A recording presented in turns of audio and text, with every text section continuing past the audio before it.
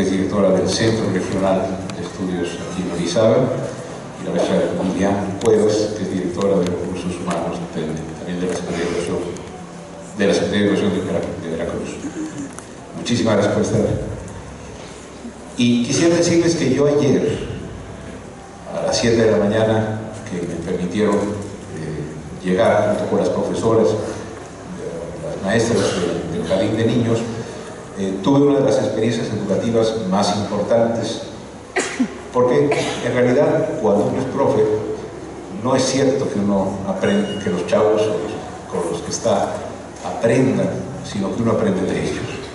Y aprendí de mis compañeras, las maestras del Jardín de Niños Cricri. Entonces quisiera dedicarles a ellas, porque sobre todo tuvieron la gentileza de pensar en mí para que viniera y pasara ayer un día entero viendo cómo trabajaba. Suele pasarnos a los que hablamos sobre educación, escribimos sobre educación, que no nos damos tiempo de ir a las escuelas, ¿no? Y hablamos de la escuela, así como, digamos, el Instituto Nacional de Evaluación de la Educación, hablan de una escuela, que quién sabe dónde esté, y de unos idóneos que quién sabe para qué sean idóneos, porque en las escuelas específicas se necesitan personas específicas para hacer labores específicas, y había que valorar que son las personas adecuadas para estar en ese sitio. Entonces, yo pienso que las mejores cosas que me han pasado durante estos 6 años es que he podido ir a muchas escuelas, anormales, etc., a escuelas y a normales, no escuelas anormales, ¿no? Y están muy serios. Y eso me ha permitido entender la complejidad del oficio. Entonces ayer fui discípulo de la Cruz, de Luz María Mar, de Marta Robles, de María del Pilar, de Guevara de Isla Pulido, de Itzel, de Armando, de Mirellita, también estuvieron Ambrosio y Apolinar. Yo quisiera decirles que la experiencia de ayer fue muy importante para entender una de las cuestiones que siempre voy a defender. El país está confundido porque cree que los intelectuales más importantes del país son los profesores que están en el Sistema Nacional de Investigadores y en la Academia de las Ciencias y en eso. Y es un error. Las y los intelectuales más importantes del país son los profesores del preescolar, de la primaria, de la educación básica. Y no es esto retórica. De veras son los más importantes porque son los más trascendentes, porque ellos generan, contribuyen a la consolidación y generación de las estructuras cognitivas con las cuales vamos a aprender toda la vida. Cuando yo en la UAM, en el Colegio de México, llegan muchachos y muchachas con los que yo trabajo, estoy parado sobre hombros de gigantes, es decir, de mis compañeros y compañeras de trabajo que son las profesoras y los profesores de la Escuela Básica Mexicana, de la Escuela Pública Básica, obligatoria de México. Entonces, cuando el país comprenda que lejos de ser, como hizo la reforma, un juicio sumario sobre el magisterio diciendo que todos eran ignorantes hasta que demostraran lo contrario, que eran una bola de fascinerosos, barbajanes, que rompían banquetas.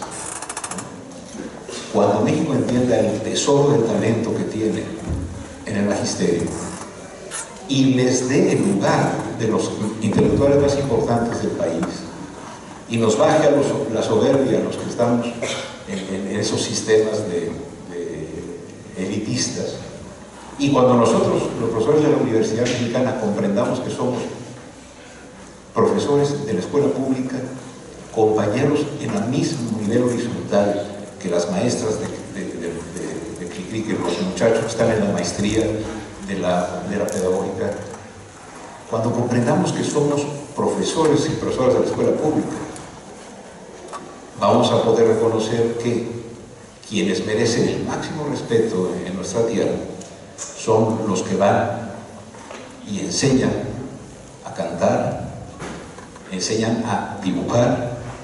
Ayer, por ejemplo, en una de las pinturas que me enseñó un niño, le dije, ¿y esto qué es? Era una línea gruesa, morada. Y me dijo, señor, hombre, pues es el arco iris. ¿Ah? ¿Y es así, morada? Me dijo, sí, así es. ¿No lo he visto? Pues a veces, ¿no? Y entendí que cuando dejamos de ver arcoíris morados es cuando dejamos de aprender. Cuando dejamos de pensar que el arcoíris puede ser morado y empezamos a repetir lo que la escuela quiere que repitamos como correcto, en ese momento cesa el aprendizaje y suele surgir la respuesta adecuada, que es la que la autoridad espera, que todos los que estudian en este país repitan a coro y llenen el ovalito correcto de una evaluación estandarizada. Y en ese momento, cuando dejamos de pensar en arcoíris morados, estamos perdiendo la capacidad de asombro. Lo que decía Octavio Paz, el olvidado asombro de estar vivos. Entonces, yo quiero agradecerles mucho que estén aquí y quiero agradecer mucho a mis compañeras del jardín, de Cricri, también a los colegas y a las profesoras y profesores de la maestría en educación, porque lo que he tenido la oportunidad hoy y en estos días ha sido de aprender. Cuando un niño preguntó, ¿y ese señor quién es? Creo que estaba en el salón de la profesora Luz. Dije, pues me llamo Manuel y soy hermano del garrafón del agua, para tratar de poder verlo sin perturbar su práctica. Entonces, bueno, perdonen la larga introducción, mil gracias. Y lo que quiero decirles es que esta taza, que no sé si la alcanzan a ver, que tiene mi nombre, y es de Jardín de Niños Cricri, Orizaba, va a ser la taza oficial del café de las mañanas, ¿no? Y que en el transcurso de la plática voy a hacer algunas menciones más sobre esta experiencia, ¿no? Ahí que quede, ¿va? Mi escuela. Decía don Pablo Lapapí, un día le escuché decir, conocí una secundaria y le gustó mucho, y dijo, cuando sea grande yo quiero venir a esta secundaria. Y ya tenía muchos años. Yo cuando sea grande también quiero ir al Jardín de Niños Cricri. Así que me avisan, por favor,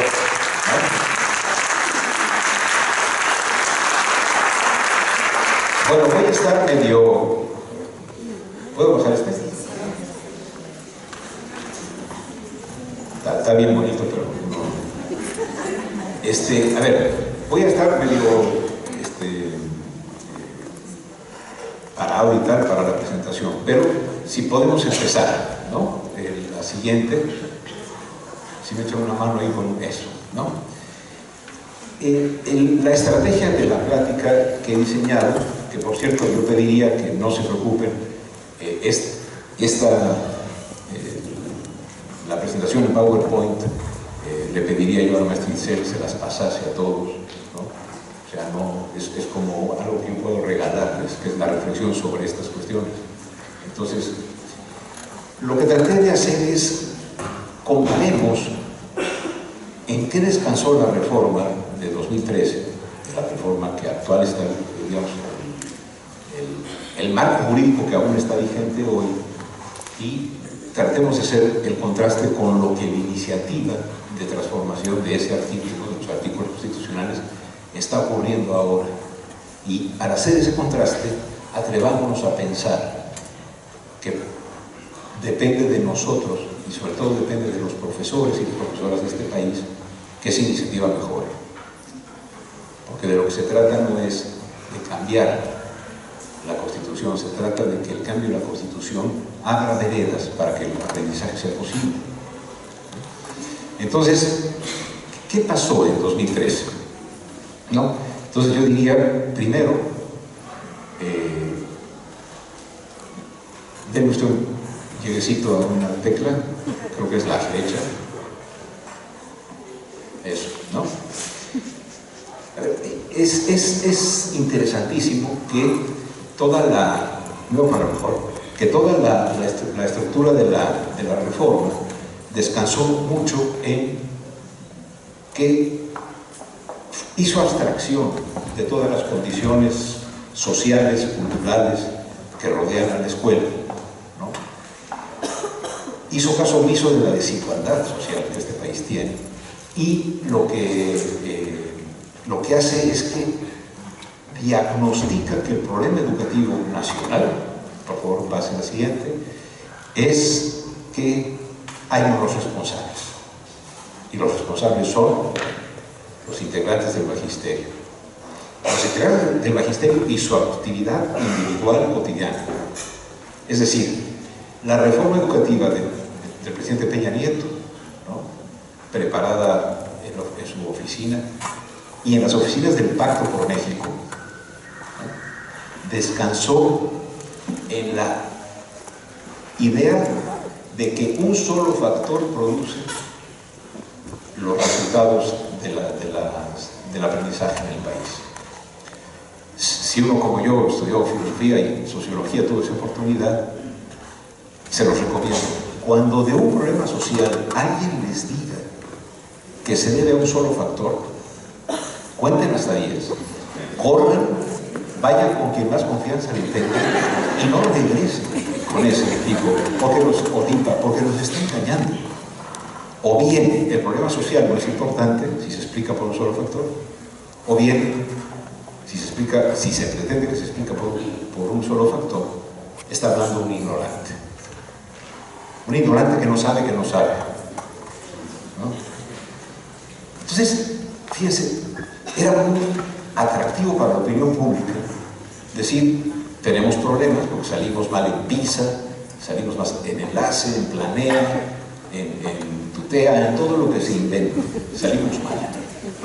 Y de esto, independientemente del contexto social, independientemente de muchos otros factores que intervienen, ni siquiera los mencionan. Dicen, el magisterio es el responsable de la mala calidad del aprendizaje del país. Es la causa o principal y en muchas ocasiones la única. Y ahí empezamos a ver cómo en la opinión pública es muy, pues claro, ¿de quién depende que alguien aprenda? Pues de la profesora o del profesor. ¿Y qué hay que hacer entonces para que esto, digamos, se corrija? Bueno, estoy tapando, ¿verdad? De la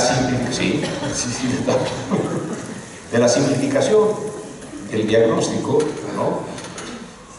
Pues entonces, haciendo, diría Husserl para presumirles, epogea, es decir, poniendo entre paréntesis todos los, o sea, no considerando todos los procesos que se involucran en la educación, se decidió que, dada la pobreza del diagnóstico, había una solución. Y la solución fue, por favor, para usted, la evaluación. Y la evaluación a mansalva, ¿no? Como dice ahí, ¿no? Hay que evaluar a todas las profesoras y todos los profesores de este país, ¿no? Pero no como un medio para, como resultado de la evaluación, hacer algo, sino como un fin. Y cuando se confunde el fin con el medio, hay un desastre. ¿Qué fue lo que ocurrió? Esta es la primera como forma de decirlo. Pasemos a la siguiente, por favor. Miren, una vez yo traté de hacer un silogismo en una conferencia en la UNAM. Un silogismo, o sea, ¿cómo tomamos el eje central de la reforma? ¿No? Y entonces lo intenté hacer, pero no me salió muy bien. Pero un colega del público, en ese entonces estaba ahí Roberto Rodríguez, me entregó un papel y me dijo, mira, lo que quisiste decir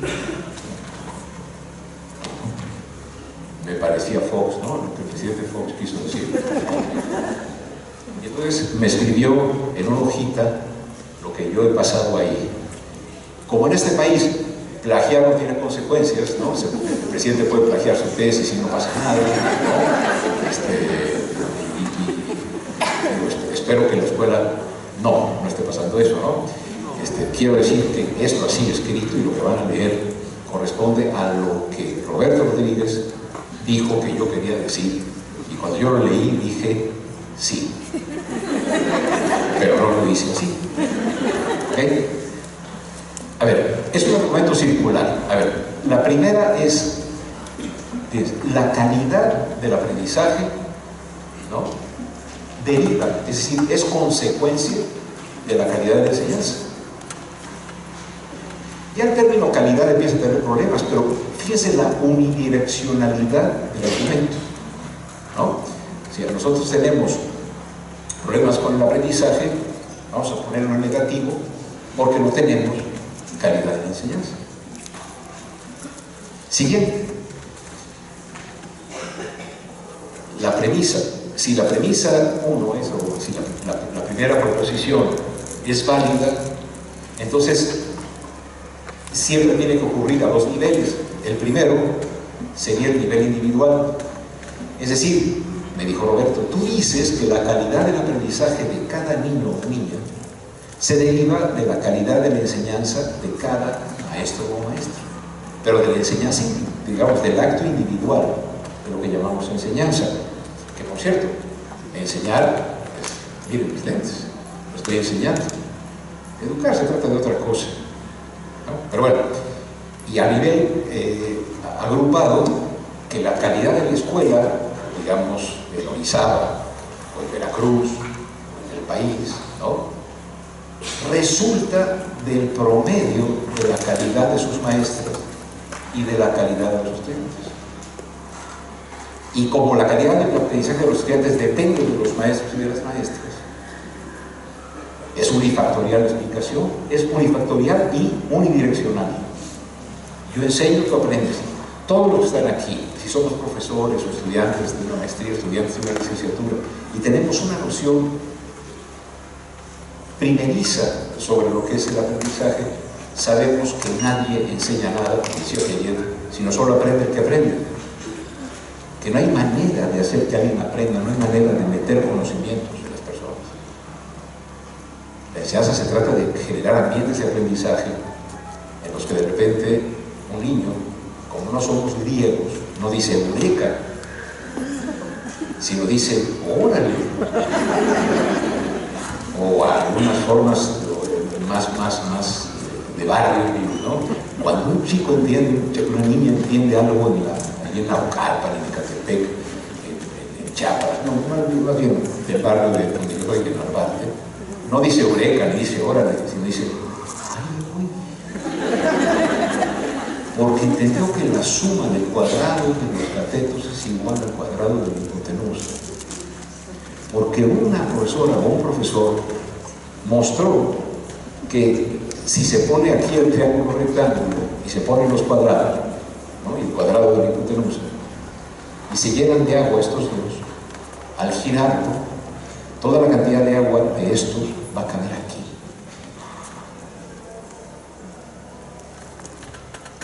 Yo aprendí que la suma del cuadrado, sí, también sé que el binomio cuadrado perfecto es el cuadrado del primero más el doble producto del primero por el segundo más el cuadrado del segundo. Es la página 73 del Baldor, hasta el nivel. Repetir. Cuando alguien entiende por qué eso que dije, o fanerógamas, criptógamas, monocotiledonias y dicotiledonias, que son muy útiles para crucigramas y para el maratón.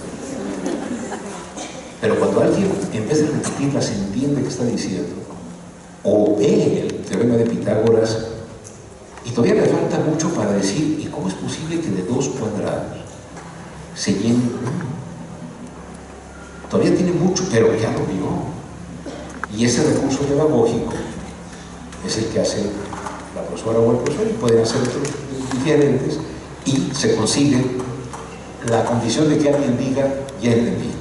Y cuando alguien dice, ya entendí, hay algo que se transforma dentro de él. Pero la reforma no actuó en el vínculo, la reforma actuó suponiendo que la calidad del aprendizaje dependía de nosotros, de nosotras, ¿no? La siguiente, por favor. Entonces, la siguiente, continuamos con que es muy importante, con esta sentencia. La calidad de la enseñanza, fíjense, es observable, medible, evaluable y comparable. Porque si tú no tienes elementos que te permitan determinar la calidad, no vas a poder determinar cuál es la calidad que produce el aprendizaje. Pero tienes que hacerlo observable, medible, etc. Y si eso es así, entonces la maestra o el maestro que aprueba la evaluación en la que se mide y se observa y se compara la calidad, ¿no?, es un buen maestro. De lo que se sigue, por favor, que por lo tanto y como conclusión, si un maestro o una maestra resulta que tiene buenos resultados en la evaluación, va a generar aprendizajes de calidad en todos los estudiantes que tenga y en todo el tiempo. Es extraordinariamente pobre, brutalmente estúpido, y ojo, si ustedes buscan en la Real Academia Española, estúpido no es un insulto, es un adjetivo, porque estupidez significa que hay una enorme torpeza en comprender las cosas. Esto que es el corazón de la reforma de Peña, que es la simplificación, la unidireccionalidad de la enseñanza sobre el aprendizaje, la creencia de que es trivial observar la calidad, ¿no? Y luego que si nosotros discernimos los buenos y buenas maestras de los que no lo son, el hecho de que sean estos los que estén frente al grupo y estos no, va a generar que le ganemos al filtro. Ese es el corazón de la reforma que nos atropelló 6 años. Entonces, por favor, siguiendo con la caracterización, ¿no?, como lo que se supone es que la evaluación, que a su vez se reduce a una examinación, ¿no?, como supone que la evaluación va a ser ineludible, ¿no?, pues para que la evaluación, que es la solución de todo, es la piedra filosofal, es el flojisto. La piedra filosofal era ese elemento que todo lo que toque lo convierte en oro. Estos se creyeron el rey Midas, y todo lo que tocaban se convertía en oro, y en efecto, en oropel, ¿no? Pero, digamos, ¿cómo hacemos? Me los imagino ahí en los salones del Pacto por México, que fue el Pacto por su México, diciendo, ¿cómo hacemos que sea inevitable que se evalúen? Porque si se evalúan, van a tener calidad de enseñanza. Bueno, pues hay que llegar al empleo, ¿no? Y entonces, como decía Nuño, todos los profesores se van a someter a la evaluación. Cuando ustedes escuchen que someterse a la evaluación se dice, quiere decir que esa no es una evaluación. Someterse es un verbo que remite al control, que remite a la sujeción, ¿no?, que remite al sometimiento, ¿no? Entonces, para someter a la evaluación a todos, ¿no?, la Constitución, en la reforma de ellos, dijo que cada 4 años todos los profesores y profesoras del país tendrían que ser evaluados, y también para ingresar al servicio, ¿no? Entonces, si hay esto, que es el camino a la calidad, se dijo, vamos a asegurar, para asegurar la calidad de la educación, hay que hacer un régimen laboral de excepción.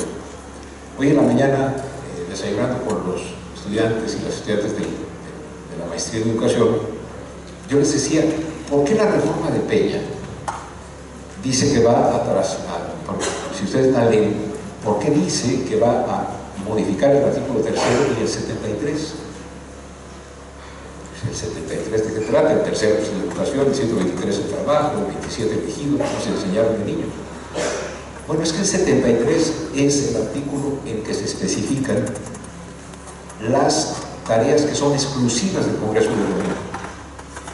Y en la fracción 25, romano, lo que pusieron fue que los términos de ingreso, promoción y permanencia del personal académico eran función exclusiva del Congreso, con lo cual desde la Constitución sacaban el magisterio de la Ley Federal del Trabajo, que es reglamentario del artículo 123, y lo ponían en un régimen laboral de excepción.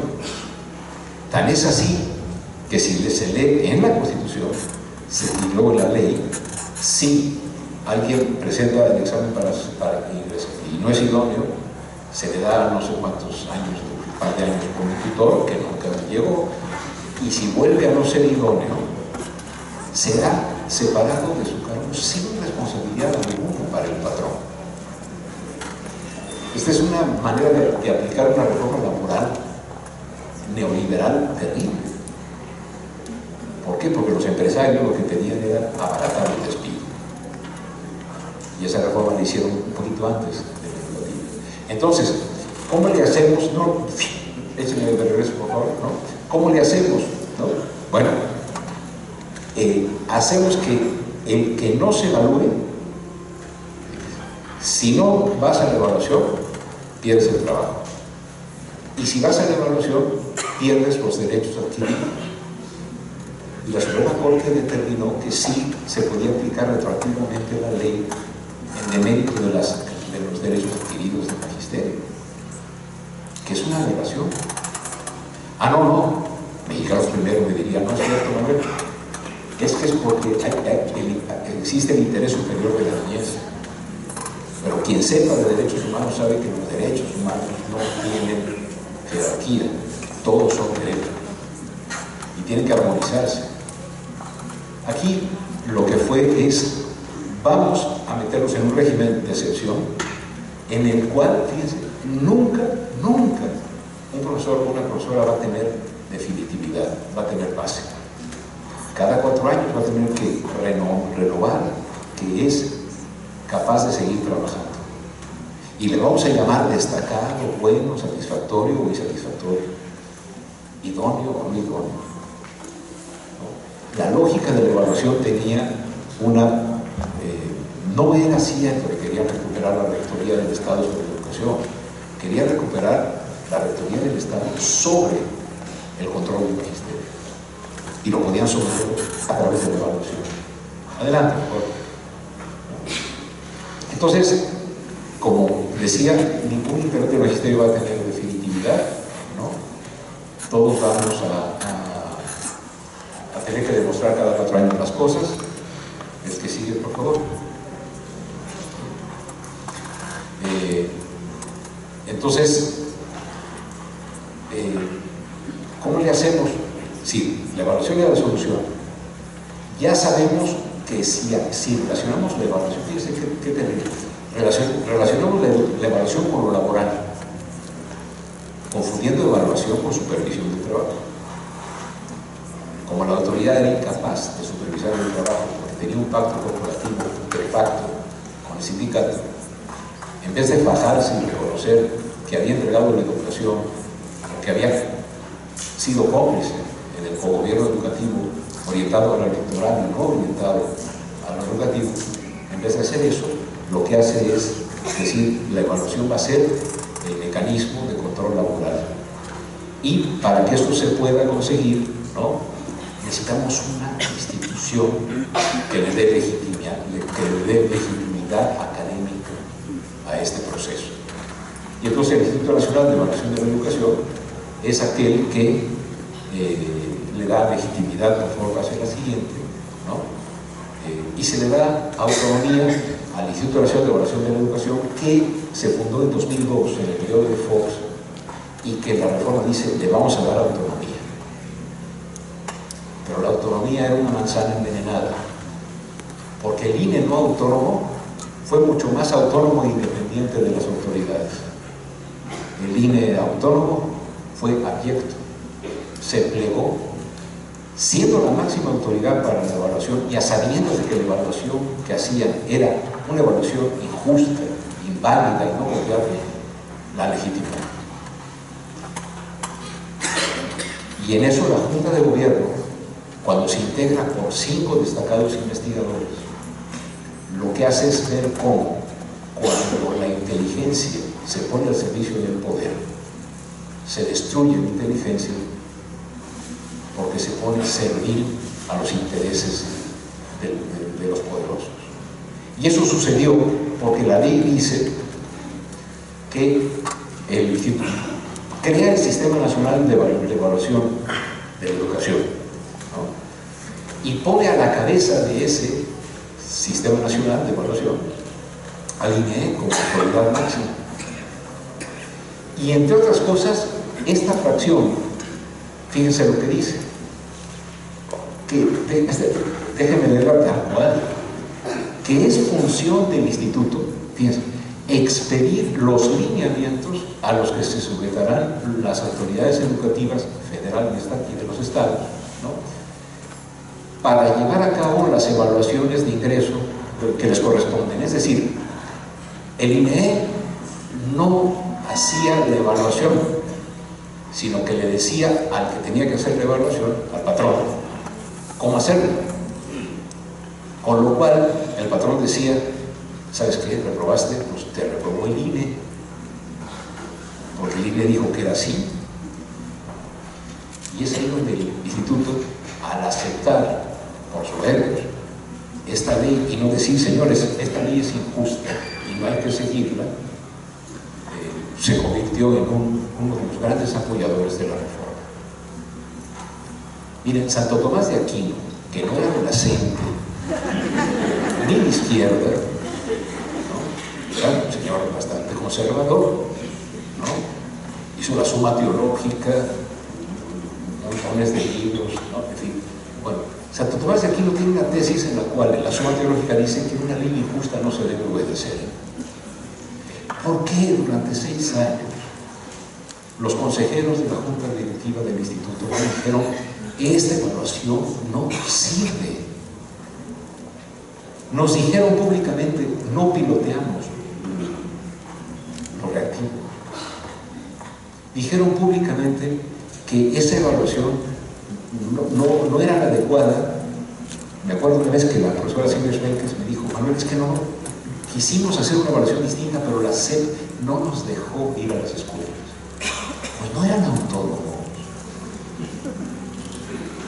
¿Por qué no dieron un manotazo sobre la mesa y dijeron, como autoridad máxima de la evaluación, tenemos que prepararnos para hacer una evaluación en serio, bien hecha, que permita aprender para poder?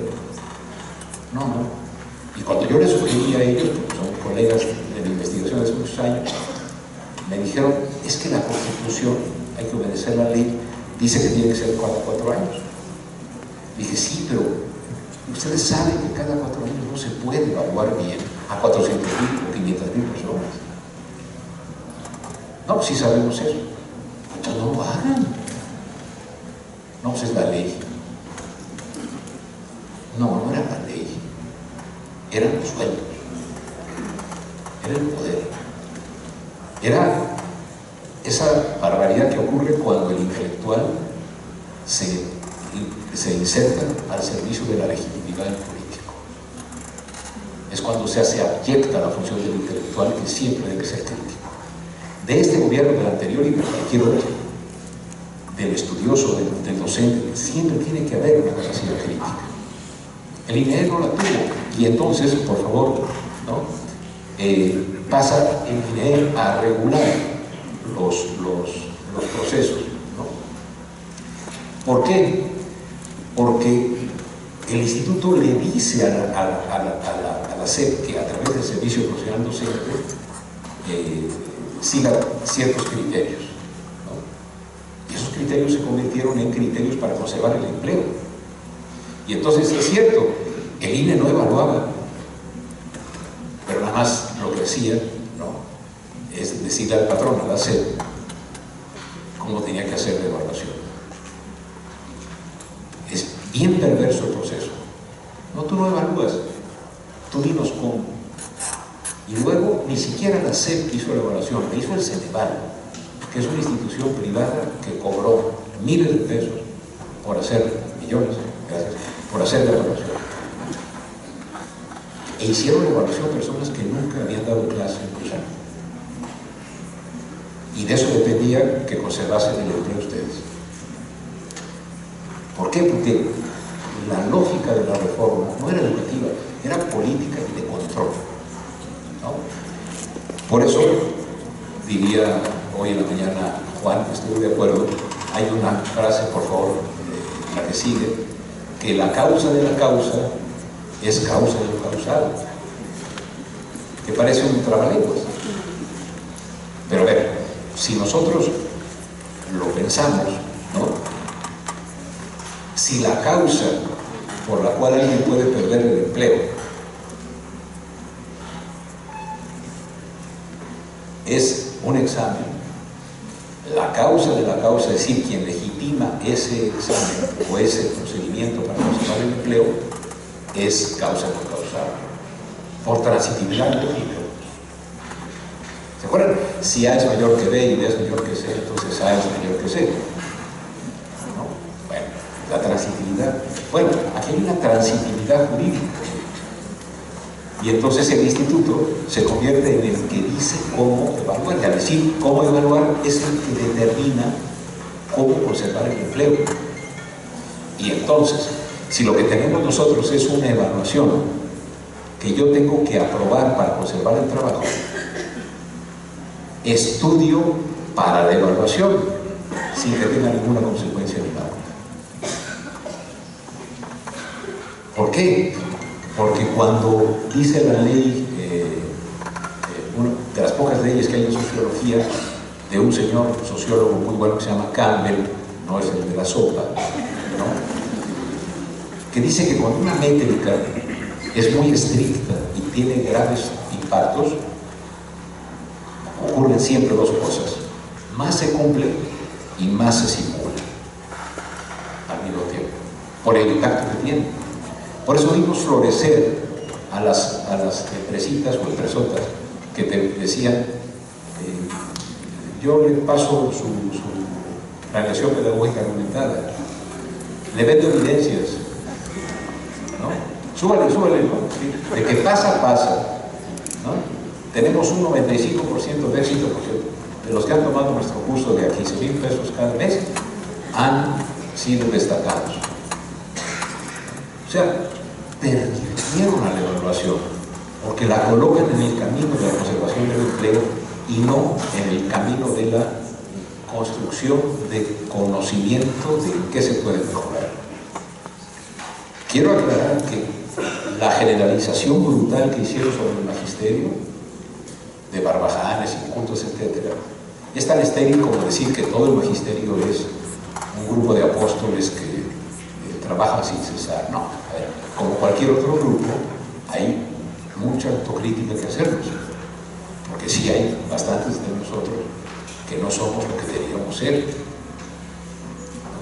que estamos nadando de muertitos, sí, pero también en las universidades, también, es decir, ¿por qué ¿por qué hacer así de fuerte la reforma al magisterio?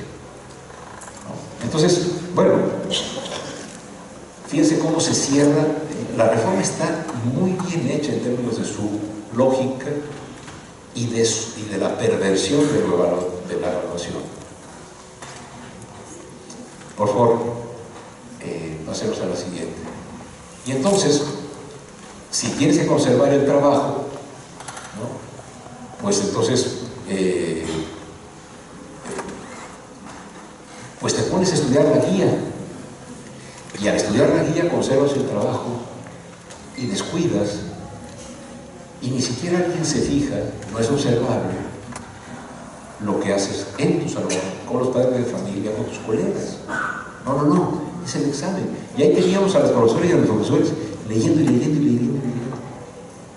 para pasar el examen, que no tuviese, pero no tenía que ver con su práctica. Porque estaba establecido que había una idoneidad o un destacamiento, ser destacado, absoluto y general y metafísico, para una escuela ideal que tampoco existía.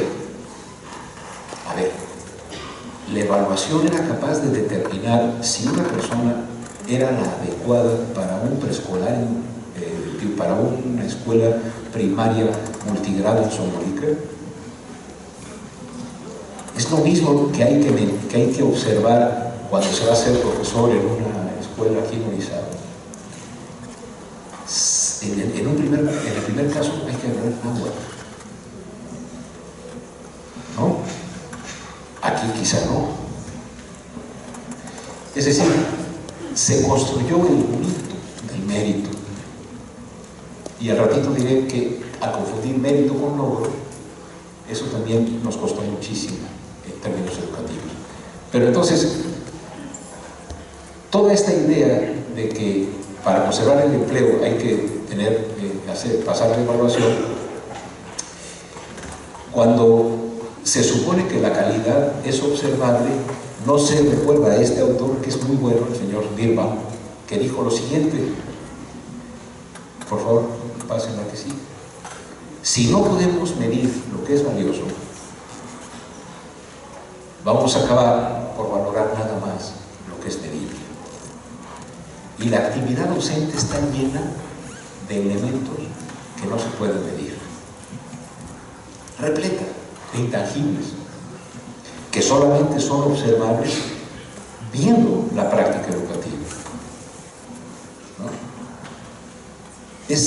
Imagínense, la planeación pedagógica argumentada, no la del examen, sino la planeación pedagógica que hay que hacer el día anterior para ir a la clase, uno la tiene perfecta. Entra uno y de repente, al minuto, una pregunta interesante de un niño o de una niña hace que uno tome la pregunta y se vaya por ahí. ¿Por qué? Porque la docencia está metida en la vida. La docencia no es un acto mecánico, automotriz. Por eso hay tantos problemas con el término calidad. Claro, uno tiene que decir, bueno, ¿cuál es el aprendizaje esperado? Pues es este. Ok, ¿cómo le voy a hacer? Bueno, lo voy a hacer así. Y de repente hay alguien que hace una pregunta, hace una propuesta, pero un chiquito del preescolar, ¿no? Que en el salón de la profesora Luz dijo, ¿y quién es ese señor? Esa capacidad de preguntar de ese niño la vamos perdiendo conforme pasamos a la escuela. ¿Por qué? Porque la escuela premia a responder, no premia a preguntar. El día que la escuela mexicana premia preguntar con preguntas bien fundadas, ese día va a haber una reforma educativa. Pero si la escuela lo que hace es estar orientada a que se repita como eco lo que dice la SEP que tenemos que decir que se haga, estamos perdidos. Por esto no generamos ciudadanos, porque la pregunta procede de la duda anticipa la crítica, ¿no? Y la pregunta es la actividad intelectual más importante del ser humano, no la repetición. La pregunta, ¿por qué? ¿No? Y entonces, cuando una profesora o un profesor, y no me dejarán mentir, yo también lo soy hace 38 años que damnifico gente, ¿no? Como profesor. Hay mucho. Además, esta frase de si no podemos medir lo que es valioso, vamos a acabar valorando nada más lo que es medible, no solo se aplica a la docencia, se aplica a la vida, se aplica al amor, se aplica a la amistad. Porque hay un chorro de intangibles en las interacciones humanas. Pero esta reforma dijo, INE, te encargo que veas y observes con precisión técnica, confiable y válida la calidad. Y clasifiques a los profesores. Oye, pero no les vayas a explicar cuáles son sus fallas, nada más dile que te quedaste en el sector satisfactorio o destacado, con lo cual no se aprende nada de la evaluación. Pero sigamos, ¿no? Cuando esa evaluación es el mecanismo laboral, ya no tiene sentido como un medio del cual podemos aprender, ¿no? y entonces se estudia para el examen y no para mejorar la actividad cotidiana. Ayer, en el jardín de niños Cricri, observé cómo nuestras colegas, las profesoras, conversaban al respecto de cómo hacer para conseguir un cañón. Y el día 30 de marzo, en el Español, que es el bar que está en el Casino Español, las profesoras van a vender 100 boletos para los que quieran oír música de los 80. No voy a cantarla yo, es decir, sí, me puede confiar, no hay karaoke, sino que la profesora Itzel se va a encargar de cantar todas las noticias. Es decir, imagínense,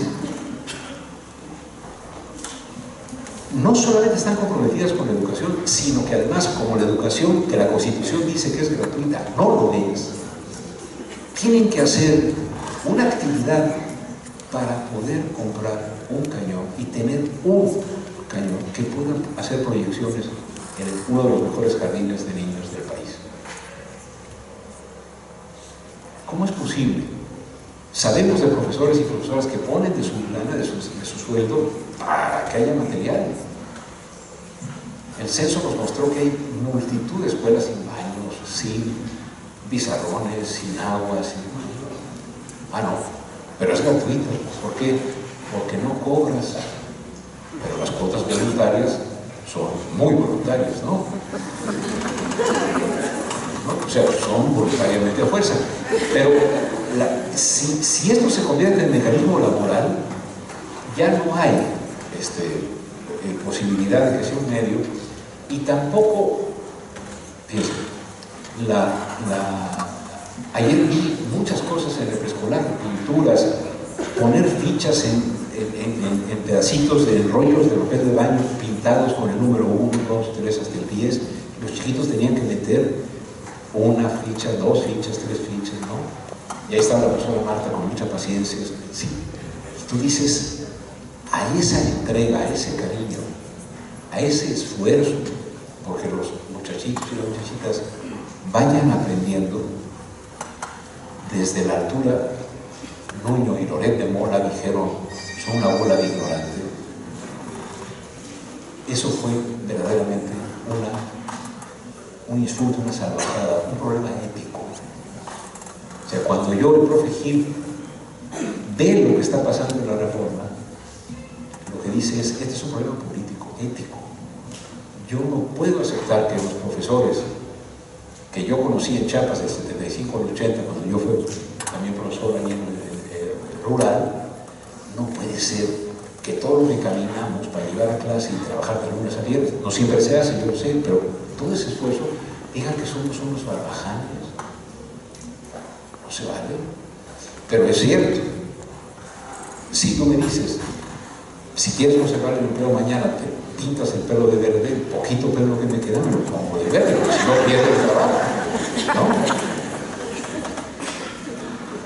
A los universitarios nos dijeron, tú vas a ganar mal, Manuel, pero si te dejas evaluar, te vamos a pagar el doble. Son transferencias monetarias condicionadas. A los destacados les prometieron el 38% adicional de sueldo, ¿no? Bueno, llevamos 30 y pico de años en el nivel superior en el cual nos dijeron, te damos el doble transferencia monetaria con las siguientes condiciones. No des clase en licenciatura. Haz muchos papers. Y sobre todo, hazlos en revistas que leen 5 personas.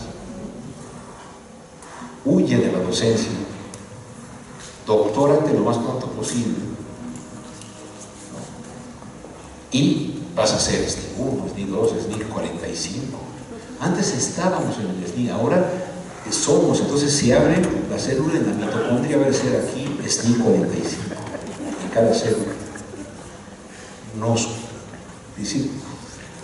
La idea fue nosotros estamos publicando para las comisiones dictaminadoras, no para el público, no para la sociedad.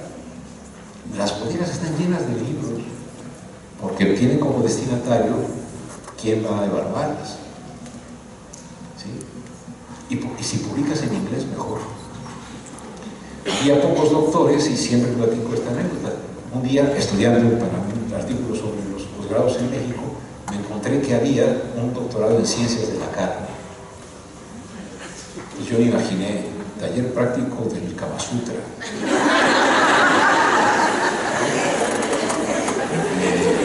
Sí, sí, no.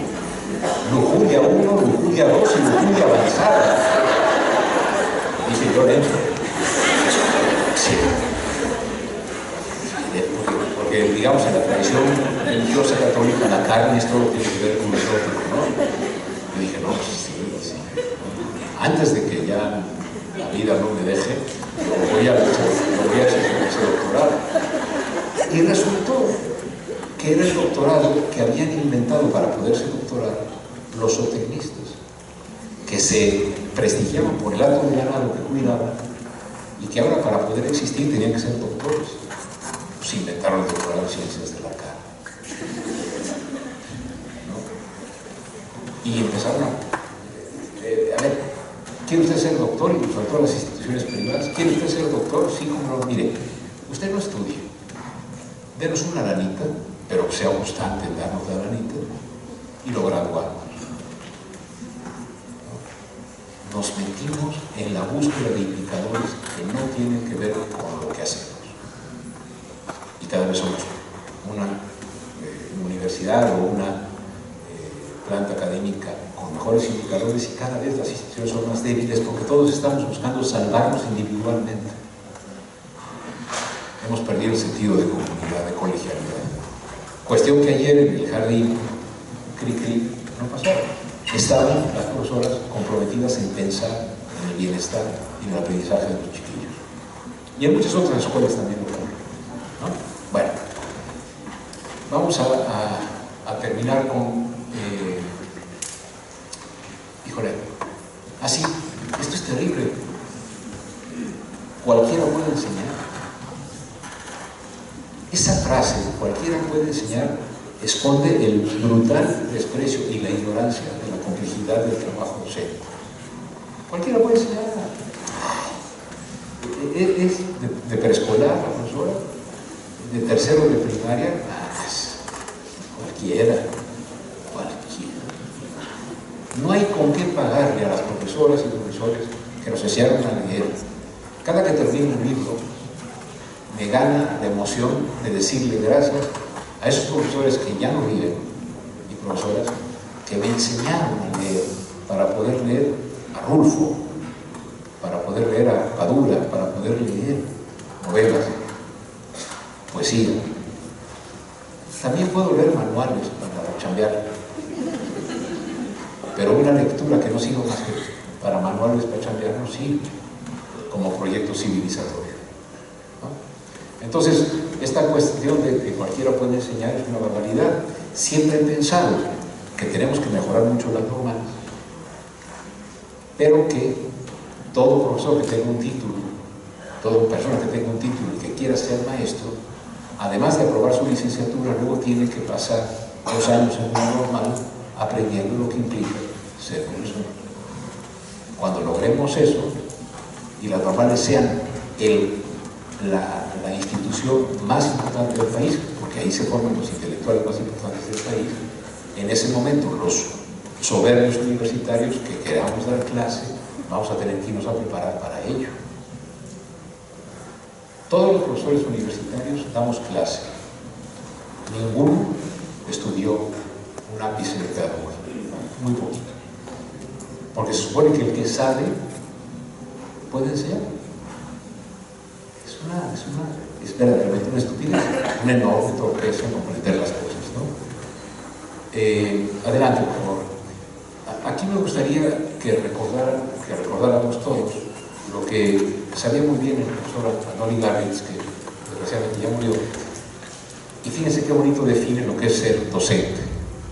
Dice que, adelante, por favor, que no es el mejor profesor o profesora el que tiene el dominio de todo el contenido de su materia, sino aquel que tiene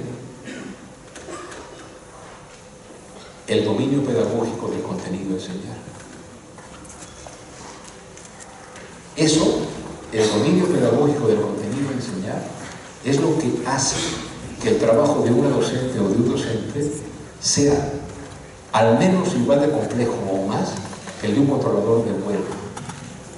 Porque tiene que tener atención a 30, 35, a 40 chiquillos que están en su escuela, en su salón, y saber que este viene triste porque andan en problemas sus padres, este trae broncas y tiene que generar estrategias pedagógicas para que el contenido que hay que enseñar, que hay que aprender, se logre. Todos hemos tenido profesores que saben muchísimo y como profesores son malísimos. Son los magos de los sueños, ¿no? Que entran a sus clases y se duermen. ¿Por qué? Porque el profesor habla para sí mismo, ¿no? Y hemos tenido profesores que, sin ser los que están en la punta del conocimiento de la matemática, tienen estrategias fantásticas para hacernos decir: ah, órale, ya lo entendí. Cuando entendemos que la misma ley por la cual este cuerpo cae y moja a la persona,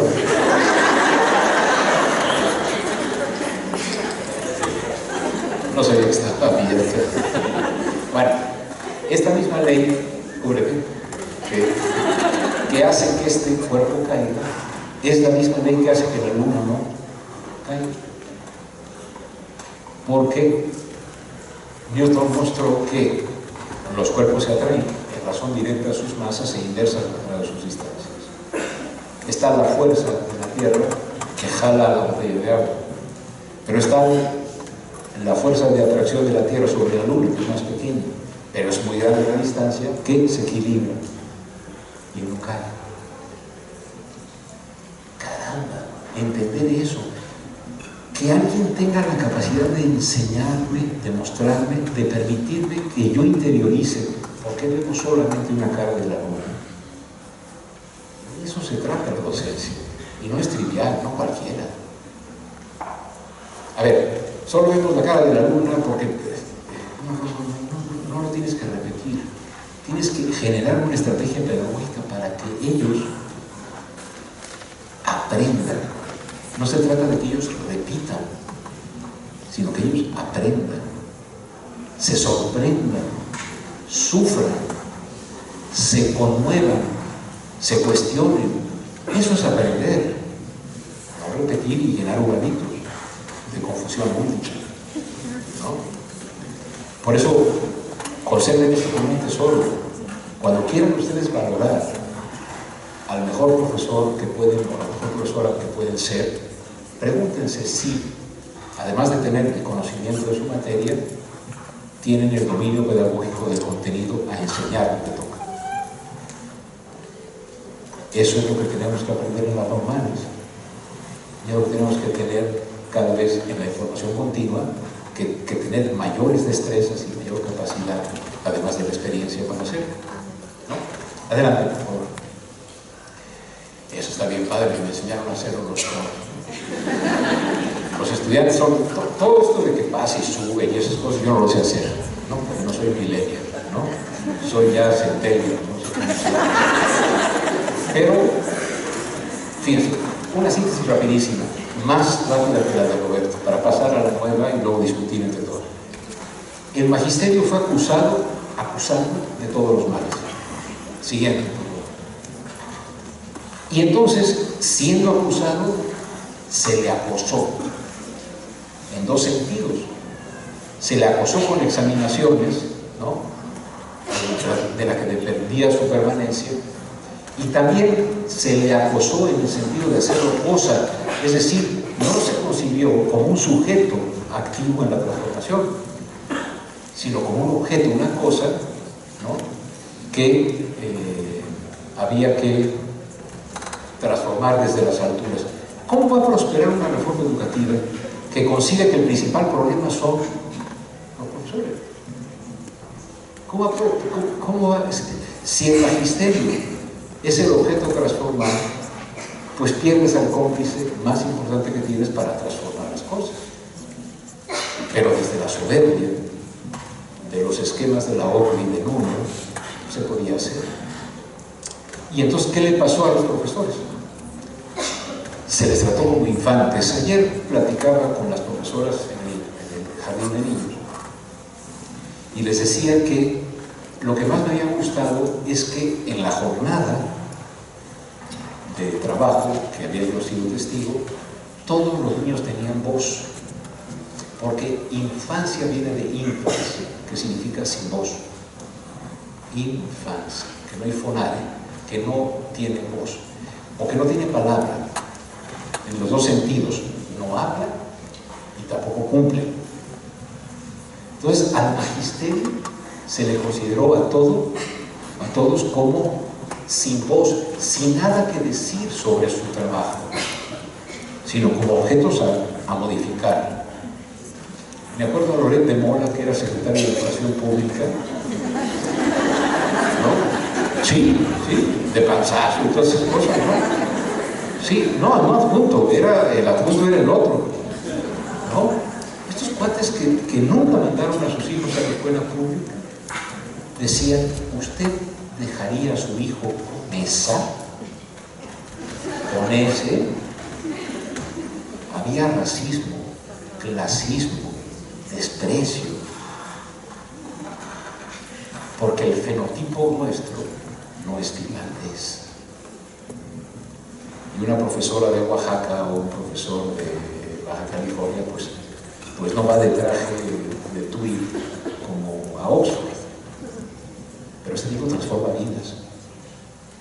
Entonces, si se le trata como infante, es decir, sin voz, ¿no? Y se dice que es ignorante, violento, sin matiz alguno, acuérdense que la versión inversa de que todos son unos santos, no es cierto tampoco, ¿no? Pero si a los docentes no se les permitió tener voz, los niños ni siquiera fueron vistos, fueron espectros. Se suponía que era el interés superior de la infancia. Bueno, aquí, en este libro, que ayer me regalaron en el jardín de niños, los chiquillos de primero escolar responden a la pregunta ¿qué me gusta de mi escuela? Y tienen voz, miren. No se va a alcanzar a ver, pero esto debería de publicarse. ¿Qué me gusta de mi escuela? Los columpios. No los alcanzan a ver, sobre todo allá arriba, ¿verdad? Bueno, brincos dieran Dalí por pintar columpios tan bonitos, teniendo 3 años, ¿no? A los de segundo, para no tardarme más, la pregunta a los de segundo es ¿qué me gustaría aprender? Y los chiquillos tienen voz. Las niñas tienen algo que decir, cantan, bailan. En el jardín de niños hay una chiquita hondureña que baila como Dios, si es que Dios baila, ¿no? Extraordinaria la niña. Es una niña que tiene otro color de piel. Hay un niño que tiene, muy probablemente algún grado de autismo. Es querido, es cuidado por sus compañeros y por la profesora Pili y por todas las profesoras del plantel. Eso, ¿quién lo puede medir? ¿Con qué evaluación de opción múltiple? Vamos a ver, señor. No se quiere quedar porque le echa agua a hacer. ¿Sí se oye? No, ¿verdad? ¿Sí? ¿Me espero? No, ok, gracias. Bueno, entonces, ¿qué me gustaría aprender? Y miren, abro cualquiera para saber mi número de teléfono. O sea, a ver, Nuño, Choifer, Peña, babosos, los niños tienen voz.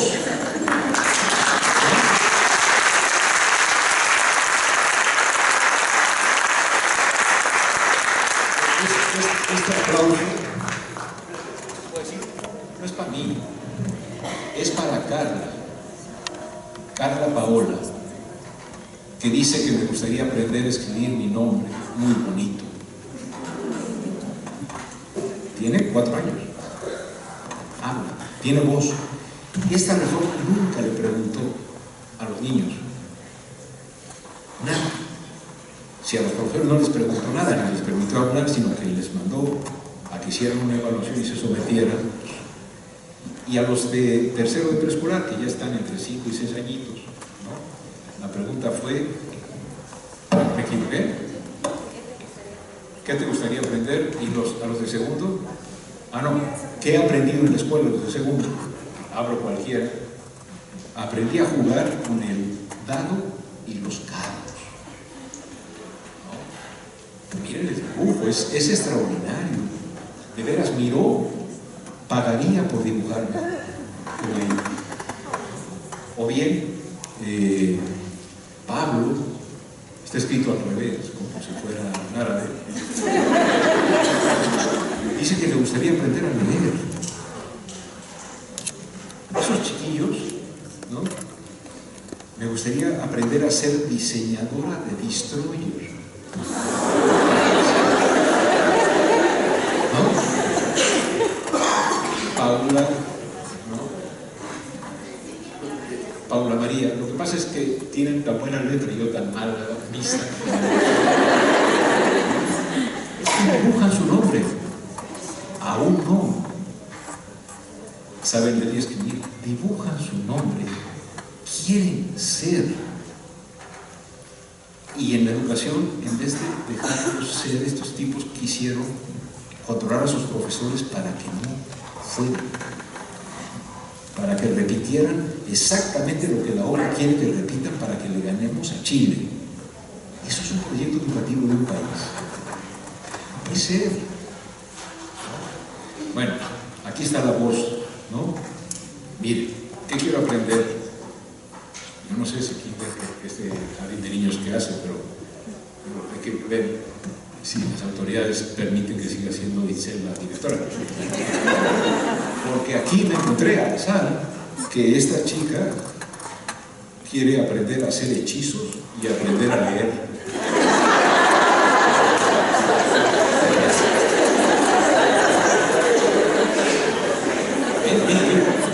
Algo tiene que ver.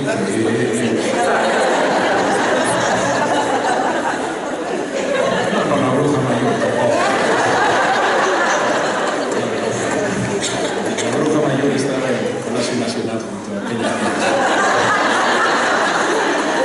La voz de los niños, la voz de los profesores, acallados, acusados, acosados, ¿no? Se les trata como infantes. Los niños no son siquiera vistos. Adelante, por favor. Y entonces se pone al instituto, ¿no?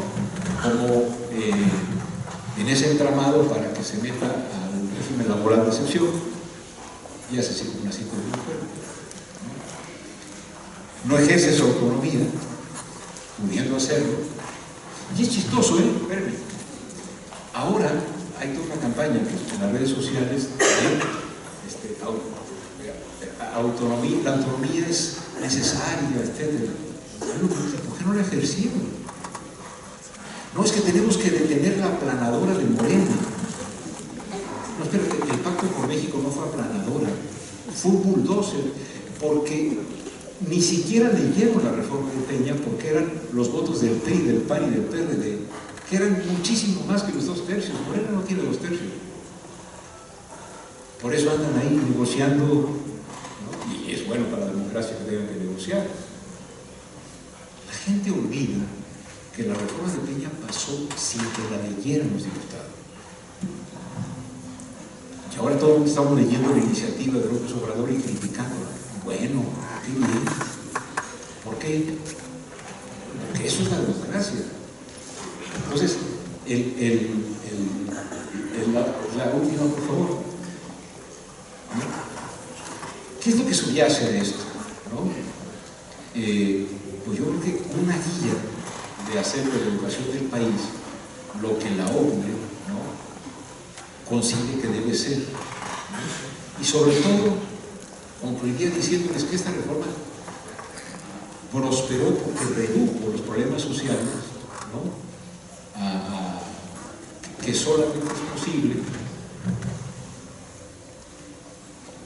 que hagan aquellos que no tienen polvo en los pies ni gis en las manos. O sea, esta reforma la hicieron personas que nunca han entendido ni al país ni su sistema educativo. Simplemente no les gusta y quieren hacer negocio con él. Entonces, por eso, durante 6 años, a mí me gustaba mucho que profesores y profesoras sumamente buenos, comprometidos, etcétera, decían: reforma sí, pero no así. Evaluación sí, y si quieren más exigente, pero no como la que se hace ahora. Y transformación educativa sí, pero no sin nosotros. Esos eran como los mantras de la resistencia. No solo de la resistencia fuerte, bloqueos y esas cosas, ¿no? Estuve en Chihuahua, estuve en Colima, estuve en Nuevo León. En Nuevo León hubo resistencia a la evaluación. E incluso los que entraron en la evaluación, cuando salían, decían: pues sí, es mejor que la venta y herencia de plazas, pero lo que me preguntaron no tiene que ver con lo que yo hago. En algunos casos sí, tampoco hay que ser injusto. Pero sí me explico, la evaluación como mecanismo laboral estaba basada en una gran simplificación y sobre todo en el excluir al magisterio y no ver a los niños. Si ahora tenemos una nueva oportunidad, por favor, pues hay que ver qué hacemos, ¿no? La siguiente, por favor. Ya se durmieron. Gracias. ¿Qué hace es una nueva iniciativa de todo el 12 de diciembre el presidente López Obrador? Dice que en vez de que el eje sea la evaluación, va a ser la formación. Y uno dice: pues sí, mejor. Así que, leyendo la iniciativa, uno dice que ellos dicen que por primera vez en el texto constitucional se va a decir que se van a centrar en las niñas, niños y jóvenes, que ese va a ser el interés supremo de la acción educativa del Estado. Está bien. Que convocan al magisterio, ¿para qué? Como el autor más relevante, porque lo consideran no como una cosa, no como una tecla a mover para que salgamos bien en las evaluaciones, sino como un agente de cambio social. No hay que olvidar que el magisterio mexicano construyó al Estado mexicano, muchas veces perdiendo la vida y perdiendo las orejas en las zonas cristeras. Cuando una vez Noño me dijo, oye Manuel, le dije: dígame, señor secretario. Me dijo: no, háblame de tú. Le dije: no, a mí mi papá me enseñó 2 cosas, que cuando venía una cosa importante me pusiera corbata, cuestión que he cumplido, y la otra es que yo no le hablaba de tú a alguien que tenía un puesto. Si yo me lo encuentro en la banqueta, puede ser que tenga que correr de los trancazos que le voy a poner, ¿no? Pero ¿quién va a hacer? No. Entonces, como no le dije a Aurelio, y no acepté que me dijera Manuel, me dijo: a ver, doctor Gil, políticamente es vital. Cuando les hablen de tú, digan: oiga, pero usted, háblenme de tú. No, usted es autoridad. Para que le digan profesor.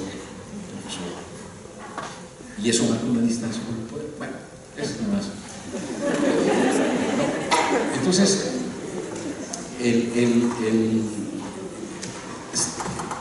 se consigue al profesor, a la profesora, como un agente de cambio social. Y entonces, me acuerdo que decía: pero doctor, ¿por qué confiar en el magisterio? Yo le decía: no porque todos sean santos y buenos, sino porque es la reserva de talento más importante que tiene el país para generar el aprendizaje del que deriva la ciudadanía. pero eso no es función de la escuela. Y le dije, esa es la diferencia ética entre usted y yo. Que usted piensa que la escuela tiene que servir para pasar los exámenes de la obra, y yo pienso que la escuela tiene que servir para generar ciudadanos y ciudadanas que luego puedan también pasar los exámenes que quieran, ¿no? Pero que sean personas que respeten a otros, que cuiden a otros, que sepan que ese otro que es distinto en su piel o en cómo quiere amar a quién, también está respetable como yo, ¿no? Entonces, a diferencia de la reforma, ¿no? Yo creo que lo que está ocurriendo ahora es que hay parlamento abierto. ¿Qué es parlamento abierto? Bueno, se está discutiendo. A mí me ha tocado estar en foros en la Cámara de Diputados, en la Cámara de Senadores. ¿Por qué? Porque hay que enriquecer la propuesta. No es cierto que hoy la esperanza que significa este nuevo gobierno, en el sentido de que ya otros 6 años de PRI o de PAN, ya no. Digo, con Javidú bastaba para decir. Y además, de donde más robó es de la educación. Las profesoras del jardín no tienen. Deberían hacer su pachanga en el español, y ustedes deberían de ir para divertirse, no para comprar un camión, ¿no? Es decir, la esperanza de que, imaginen qué proporción de lo que se robó Javier Duarte, de lo que distrajo para campañas políticas, serviría para que todas las escuelas del estado de Veracruz tuvieran proyección, nunca mejor para proyectar. A lo mejor ni con el 10%, digo, a lo mejor basta el 10% de lo que robó. Y lo digo con todas las letras. Y es impresionante, el tipo está en la cárcel y va a salir, la señora tiene un modo de vida igualito que cualquier profesora.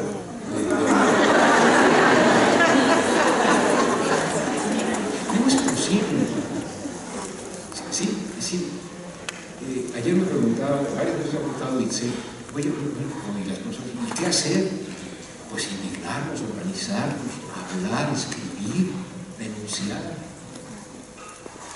Porque de otra manera vamos a estar esperando que la solución venga de arriba. Y entonces en este Parlamento abierto lo que yo quiero proponerles es una serie de sugerencias que enriquecerían, a juicio del grupo al que yo pertenezco, el profesor, la iniciativa actual, ¿no? Por favor, la primera, ¿no? Es que hay que recuperar qué es lo que debe contener un artículo constitucional. No puede ser que el artículo 3º incluya cómo debe ser la educación que imparte el Estado, cómo deben entrar los profesores, cómo deben promoverse, cómo deben elegirse los miembros y la reforma que ha propuesto López Obrador a través de Moctezuma es una reforma que, en vez de decir que el INE va a tener tales y tales características y cómo se va a elegir, dice cómo se va a elegir el consejo del Centro de Revalorización del Magisterio. Lo que hay que proponer es que en la Constitución estén los propósitos axiológicos, los valores de la educación, y luego las leyes secundarias hagamos lo correspondiente a cómo se eligen las personas, ¿no? Miren, parezco un mago de feria, ¿no? Si nosotros comparamos el artículo 3º de Peña con la iniciativa, tenemos que el artículo 3º de Peña requiere 3 páginas, 549 palabras, 2.944 caracteres, sin espacios, interferico 292 con espacios, 11 párrafos y 104 líneas. En 1917, en un teatro parecido, el artículo 3º tenía 3 oraciones, ¿no?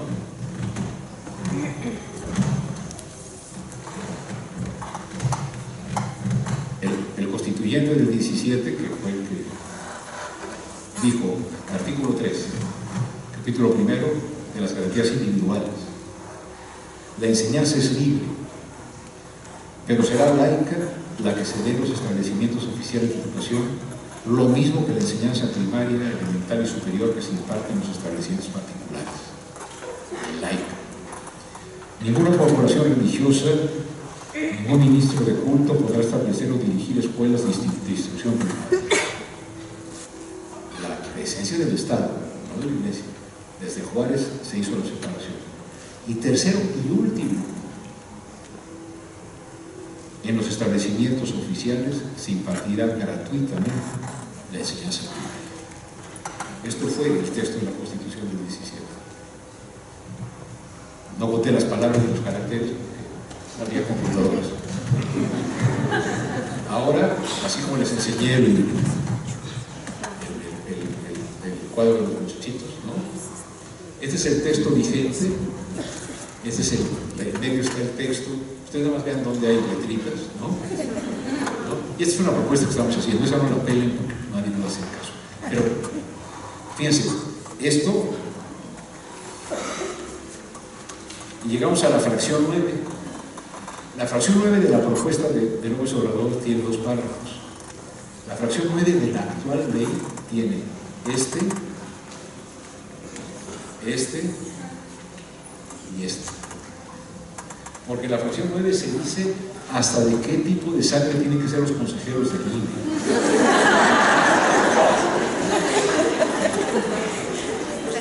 La primera propuesta es: dejemos en el texto constitucional lo que tiene que ser la guía de la educación mexicana y reservemos para detalles específicos los detalles secundarios.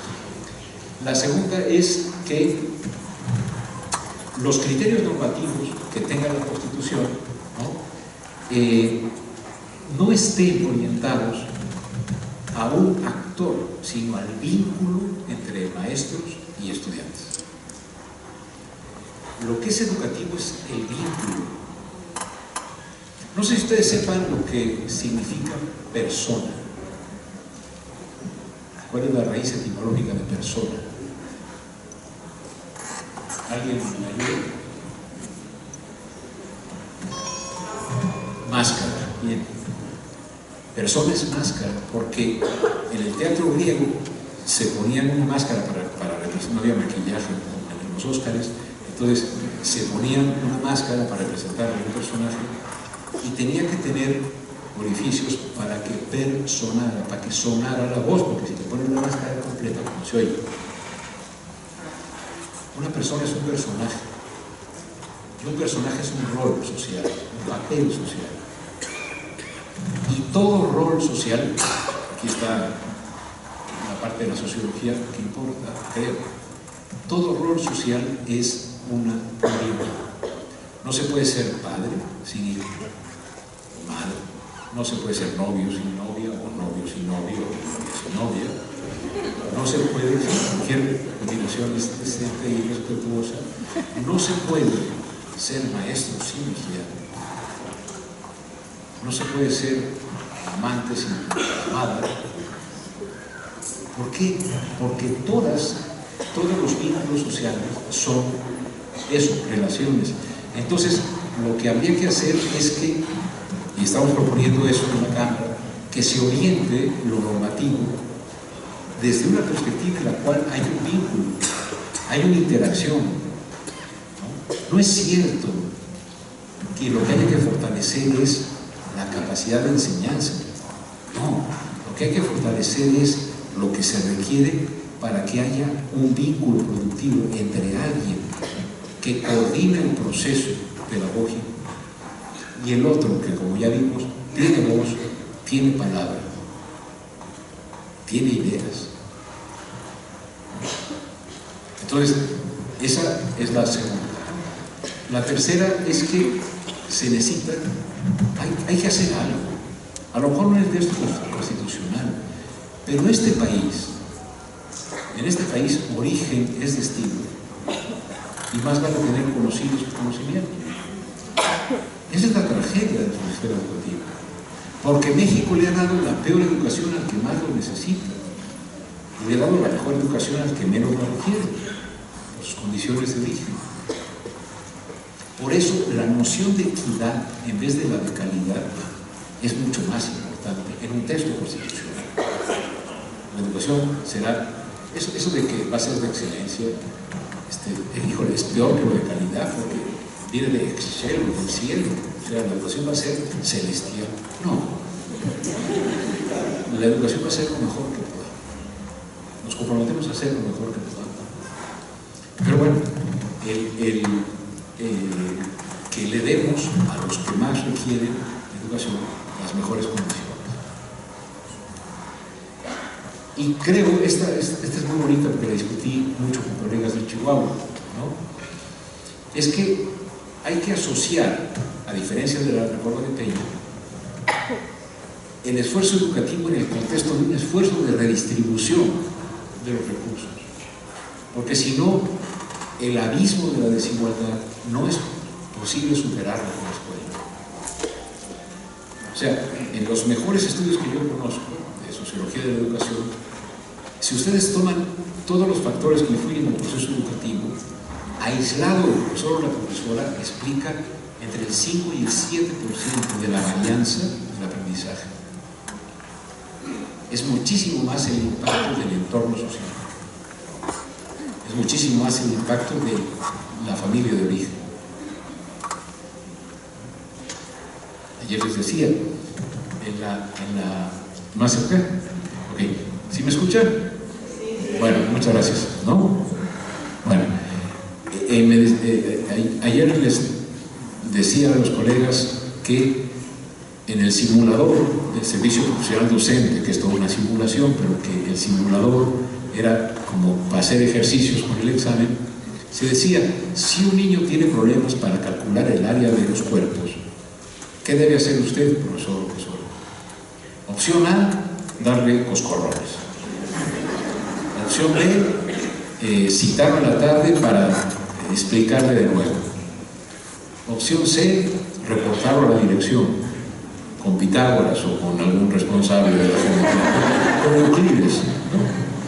Y opción D, solicitar que cuando el papá llegue de trabajar, le ayude al niño a calcular el área de las habitaciones de su casa.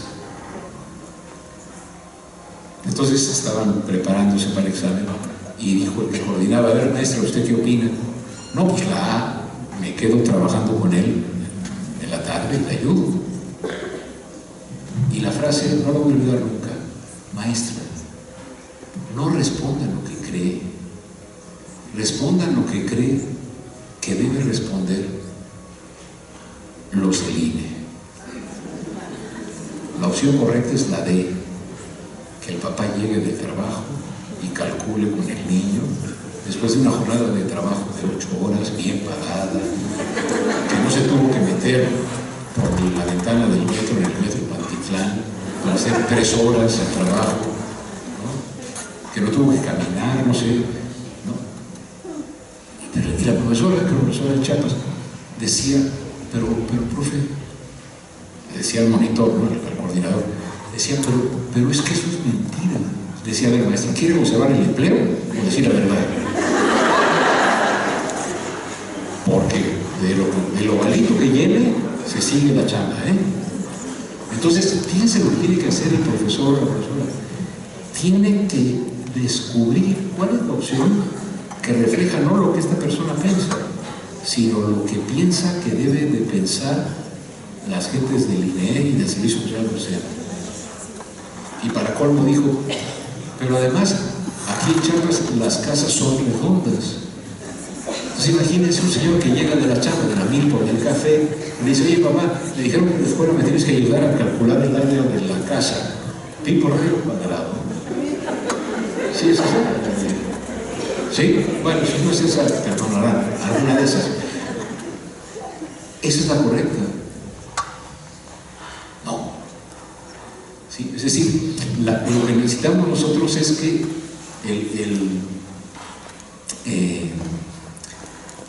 metamos las actividades escolares en los contextos en que ocurren. Y aquí es donde quisiera contribuir con ustedes para decir que mérito y logro no son lo mismo.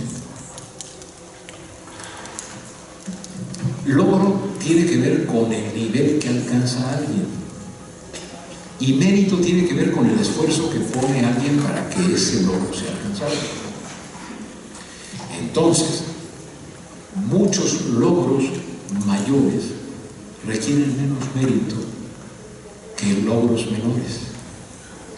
Porque si en una comunidad, en Zongolica, vamos a decir, digo Zongolica porque me ha platicado mucho de ahí, tengo que ir. Parece que es una recta toda, ¿no? Bueno,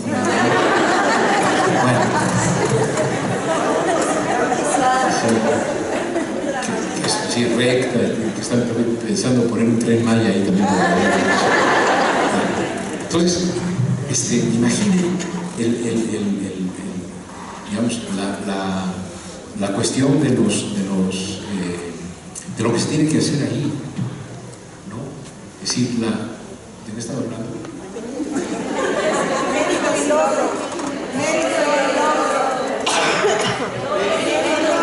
Sí, logro y mérito. Perdón. Cuando en una comunidad allí, las familias son analfabetas, se logra en sexto que los niños sepan escribir y leer con deficiencias, el mérito que se tiene ahí, aunque el logro sea menor que el que se tiene en el Colegio Simón Bolívar o en el Colegio de los Maristas, que cuesta un poco más, ¿verdad? Un poquito. Eso, el mérito que tiene esa persona que en esa comunidad avanza, ¿no? de personas analfabetas a niños que empiezan a balbucear bien y a escribir, es mucho mayor, porque no tienen respaldo de la comunidad, porque tienen hambre, porque están metidos, porque falta por ir a la chamba. En cambio, en las colonias más pudientes de este país, pues lo que hay que hacer es no estorbar a los chavos, porque son hijos de padres que les enseñan en la tarde y los llevan al karate, luego a la natación, luego los llevan a que aprendan inglés, francés, luego a ver cómo se saca el ojo de otra persona con el lápiz, porque hay que hacer gente competente, competitiva, ¿no? Líderes, ¿no? Que no se dejen. ¿Sí me explico? Entonces, mérito y logro están confundidos. Hay mucho mérito no reconocido. Y hay mucho logro sobreestimado, ¿no? Bueno, ¿qué decía la anterior? Ah, ya, ok. Sí, no dejen verlas, ¿no? Vamos más rápido, ¿no? La otra que estamos proponiendo es que hay que regresar a la confianza en el magisterio. No una confianza crítica, pero sí a la confianza. A ver, es mejor pedir a las escuelas que hagan un proyecto, pero en serio un proyecto, para lograr ciertas metas y dejar que cada quien mate pulgas como quiera, ¿no? A tratar de que todo el mundo haga lo mismo desde el dictado que se hace en la calle de Brasil y Argentina en la Ciudad de México. Es mucho mejor que la reforma ocurra sin llamarse reforma, sino que ocurra quizá, fíjense qué barbaridad, sin que haya reforma. Que lo que haya es apertura a la creatividad. Que nos quitemos la ortopedia pedagógica, que son esos fierros con los que nos han enseñado a ser profesores, sin los cuales no podemos caminar, porque es la página 82 del libro de texto, el libro del maestro, y que generemos talento, que la educación en México sea como el preescolar, creativa. En cuanto termina el preescolar, empieza a dañarse el cerebro de las personas, porque se les empieza a condicionar para que respondan exámenes, no para que piensen, no para que sean creativos. Se llega a la escuela y se cuelga el cuerpo en la entrada y se pasa nada más el cerebro, como gabardina, que la de los cuerpecitos, ¿no? De vez en cuando hay que hacer un poquito de actividad física. ¿Por qué no hacer de las escuelas sitios en los que se aprenda a bailar, en los que se sepa ver cine, en los que en los que se juegue fútbol, lo que se quiera, ¿no? Ahora béisbol, que parece ser que es lo que le gusta el precio, ¿no? No habría que hacer tanto caso. Pero de verdad, sí, ¿por qué no hacer de las escuelas sitios en los cuales los niños, cuando están enfermos, lloren del coraje de que no pueden ir? ¿Por qué no? ¿Y por qué no soltamos ese talento, no? Entonces, me importa mucho el sexto. De verdad, tenemos que hacer algo para convencer a la opinión pública que los intelectuales más importantes de México son los profesores de la escuela básica, porque construyen las estructuras del conocimiento y del aprendizaje del futuro. En vez de, tenemos que voltear la imagen, y voltear la imagen puesta, pero no hay que voltear la imagen poniéndonos saquitos, hay que voltear la imagen con trabajo. Hay que voltear la imagen con relatos, con escritos, con crítica. Por eso es tan importante que los que tenemos algún pequeño espacio en los medios, vengamos a la escuela a aprender. Y no hablemos de la escuela desde nuestra noción de escuela de Bourdieu, ¿no? Por favor, la que sí, ay, híjole, ese 5 que es el, ¿no? Hay que sacar al magisterio de un régimen laboral de excepción, pues para que esté, como todos los mexicanos, en el apartado A, el apartado B del 123. Pero también, por favor, pasemos a la siguiente. A ver, que el servicio de carrera magisterial que propone la nueva iniciativa no sea, como el servicio profesional docente, un sistema para cómo ingresas y cómo te corro, sino que sea una propuesta pautada para que la profesión docente sea una profesión de vida. No de vida de deber, sino una forma de vida. Para que, por ejemplo, las y los profesores tengan pagado el rato que en la tarde usan para preparar y para corregir trabajo. Que se profesionalicen, ¿no? Y que sea muy exigente el trabajo, ¿eh? Otra cosa que se confundió fue evaluación con supervisión. La evaluación sirve para ver dónde estoy mal y corregir. La supervisión es un acto de la autoridad. En cualquier empleo, si faltas 3 veces sin justificar, te deben correr, y yo estoy de acuerdo. Y si faltas 3 veces al mes sin justificar, pelas. Que el que no trabaje no coma, sí. Pero para eso la autoridad tiene que ser una autoridad legítima. Y para eso el sindicato no tiene por qué defender la flojera como principal demanda. El sindicato tiene que ser un aliado de la exigencia educativa y no servir lacayo como ha sido durante los últimos 50 años, al servicio del poder. En todos los procesos, en todos los actos de la reforma de Peña, primero hablaba el secretario y luego Juan Díaz. Y luego el coordinador de la Comisión de Educación de la Cámara de Diputados. Y yo varias veces dije, oigan, ¿por qué le dan primero la palabra a Juan Díaz? Y no al legislativo. No, pues el pacto, maestro. El acuerdito. No, es que ahora la prelación y las plazas, sí, pero qué curioso que la prelación, el que esté en el lugar 45 de la prelación, tiene una plaza que queda a 2 cuadras de su casa. Y el número 1 le dice que la plaza disponible queda a 7 horas de distancia. Se está repitiendo la negociación política y los conocidos, aunque se digan que son más idóneos y menos idóneos. Pues si las autoridades y el sindicato tienen el control de la relación de las plazas. Entonces, a ver, este noveno me importa muchísimo que discutamos. Estoy totalmente en contra de la venta y herencia de plazas, porque es negociar con o usar patrimonialmente un bien público, un puesto público. Pero del mismo modo estoy en contra del fetiche del mérito, de una evaluación que no mide lo que dice medir. Entonces, ya en las leyes secundarias Y en ese centro que se piensa hacer, lo que hay que ganar es una batalla.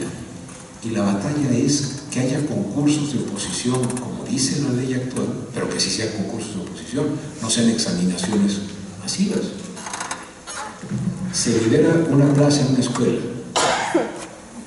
Los que quieran ocupar este puesto, apúntense. Una comisión de pares, de profesores, no de intelectuales, no de estadísticos, no de tecnócratas, no, de pares, o sea, profesores y profesoras del máximo nivel de honorabilidad, conversan, les piden explicaciones a los que quieren y dicen, ¿saben qué? El más adecuado para esta plaza es Juan, y que así se obtenga el puesto, no con un examen supuestamente universal, ni con el requisito de tener cuates en el sindicato o en la Secretaría de Educación Pública Nacional o local. ¿Sí? Ni el privilegio, ni una evaluación que no hace justicia a los contextos específicos donde se le quiere estar.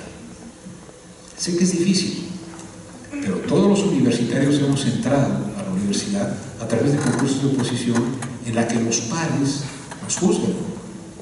Hay retratos hablados, hay corrupción, claro, o sea, eso es inherente a la condición humana, hay que corregirla. Pero ¿por qué nosotros los universitarios sí podemos ser evaluados por pares y se le dice nones a los profesores de la básica? No tienen pares, sino tienen nones. Y tiene que ser un instituto que desde las alturas determine qué es lo que tiene que hacer un profesor.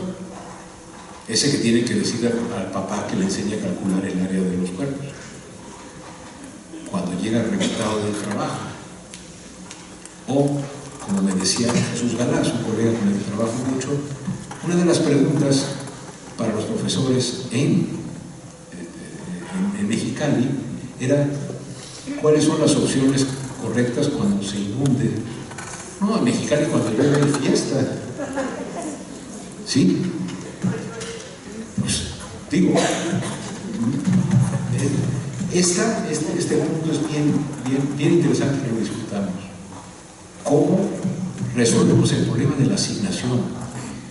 Es cierto, en el ejército a ninguno que sale de la escuela militar no existe un Instituto Nacional de Evaluación de la Milicia que hace un concurso de ingreso para hacer su trabajo.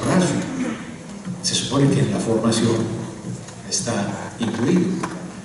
Tenemos que mejorar las normales para que las normales sean, y aquí se dice, ¿cuánto nos tardaremos? Hay que empezar mañana, no sé. Que el certificado de la normal sea suficiente para decir, esta persona le podemos confiar a un grupo porque sabe de lo que sabe. Y claro, hay normales rurales en que los que asisten allí quieren estar en ese medio. Las muchachas de Saucillo que conocí en la normal rural de allá, en Chihuahua, lo que querían era irse a trabajar con los tarahumaras, con los rarámuris. Bueno, pues tenemos que ver que ahí se formen personas que sean capaces de trabajar en ese tipo de comunidades.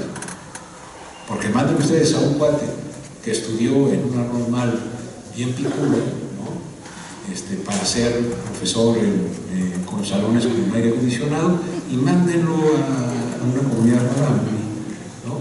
Y verán que el cuate va a morir. No es el mejor profesor, el más idóneo, es el adecuado al puesto. Ya vamos a terminar. A nosotros nos parece que hay que evitar los adjetivos innecesarios. Ya ven que si es la evaluación es de calidad, que si es de excelencia, etc. Yo creo que no debe ser materia de texto constitucional que la evaluación sea de calidad, porque la evaluación que imparte el Estado tiene que ser de calidad buena, por definición. Ni modo que pongamos la salud que imparte el Estado será saludable, o la justicia que imparte el Estado será muy justa. Se entiende que una constitución no adjetiva define sustantivamente las cosas. Lo que tenemos es derecho a la educación en términos de equidad, gratuita en serio, ¿no?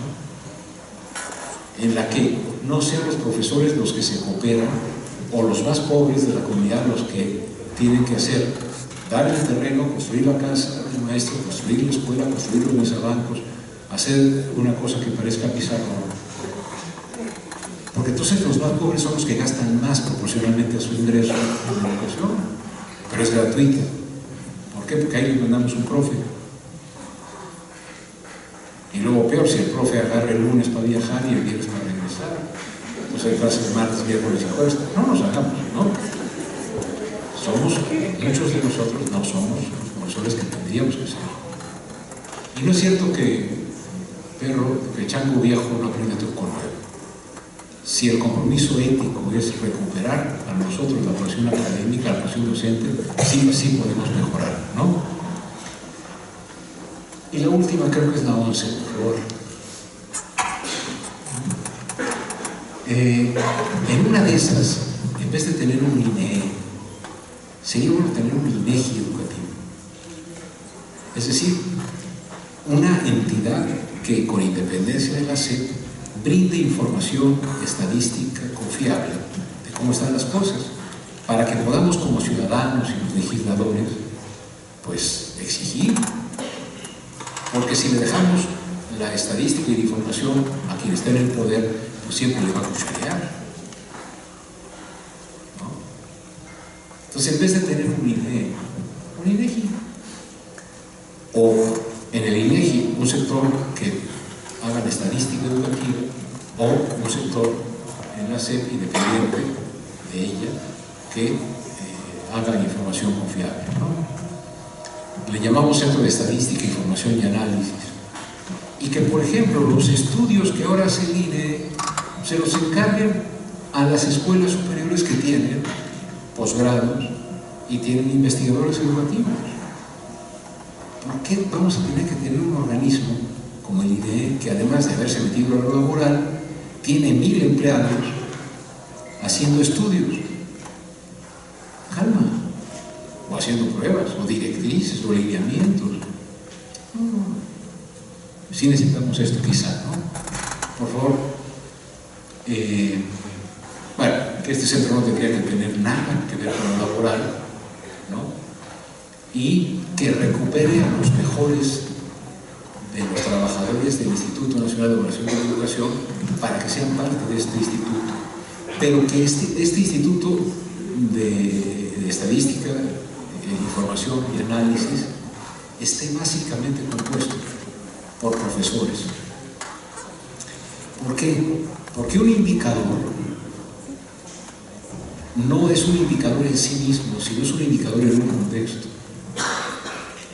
Y el que sabe el contexto es el profesor. Entonces necesitamos gente que sepa psicometría y todas esas cosas, perfecto. Sí, pero alguien que sepa interpretar el dato en su contexto tiene que ser un profesor o una profesora.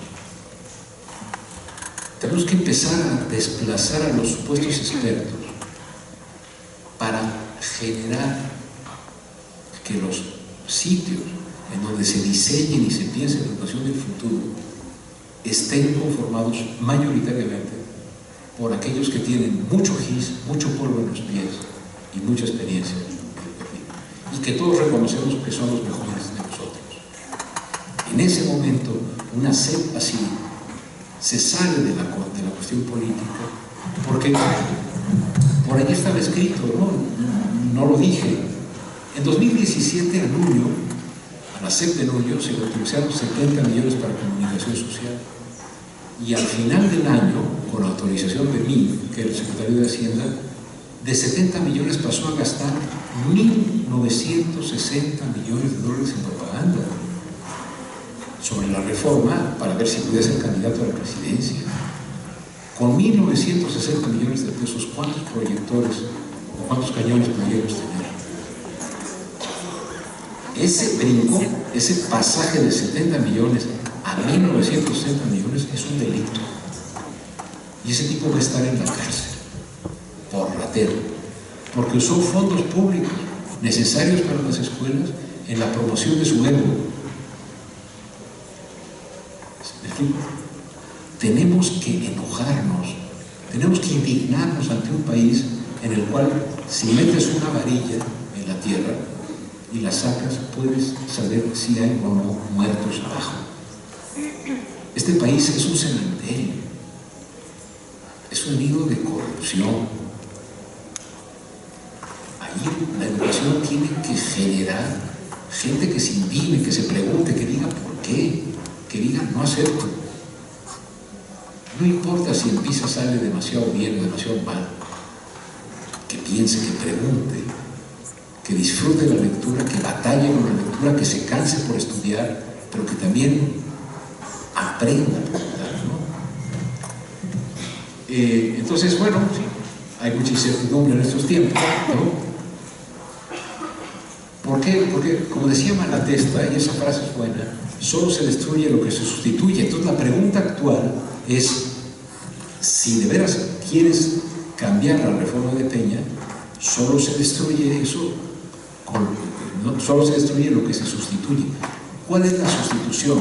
La iniciativa que mandó el presidente es una iniciativa muy mejorable.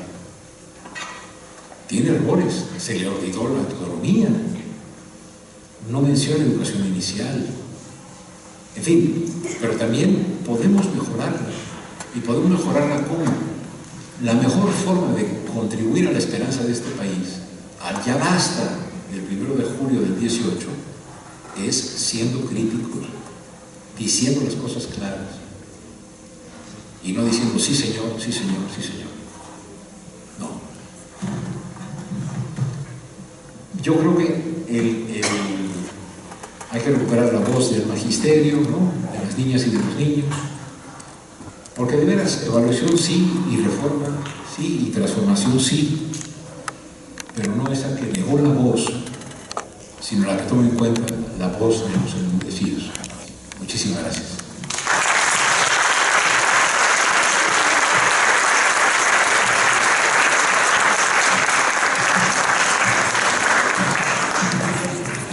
Ha sido un verdadero placer escuchar al doctor Manuel Gil Antón. Otro aplauso, por favor.